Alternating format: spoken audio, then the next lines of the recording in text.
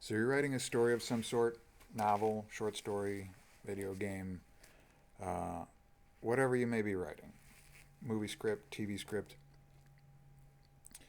and you feel like your characters are a little simple.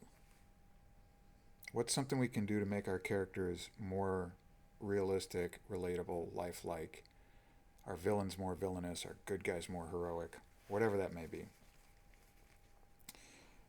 I think one of the nuance that people in the real world do very much more often than I see fictional characters do, because fictional characters are simpler than real world characters.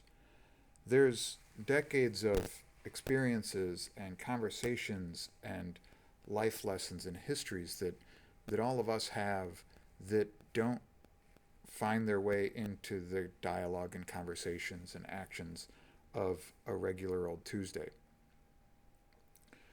One of the things that I have noticed fictional characters are missing more often than I see in real life is bad faith arguments.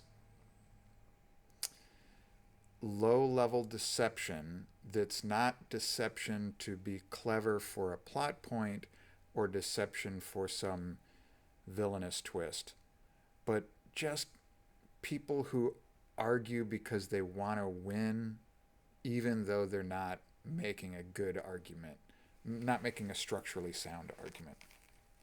Now, there is deception in fiction. There's quite a bit of deception in fiction. You'll see maybe a cunning good guy put on a costume to be able to sneak past some security guard. You'll see um, some grandiose villain have a long drawn out deception. So deception definitely is present in fiction, maybe more so than in reality. But that petty little face to face deception, right? Where lying about the content of a previous conversation. You said this, I never said that, right? Or lying about a political viewpoint to make it difficult to argue, or, arguing a political viewpoint in a way that makes it difficult to argue against, even if you're sort of stacking the deck in your favor and not being entirely intellectually honest about your argument. Those are character traits of real people that we come across all the time. And I think one of the reasons why this isn't as common in fiction is, especially in written fiction, is it might be difficult to tell when people are lying unless you explicitly call it out in the dialogue.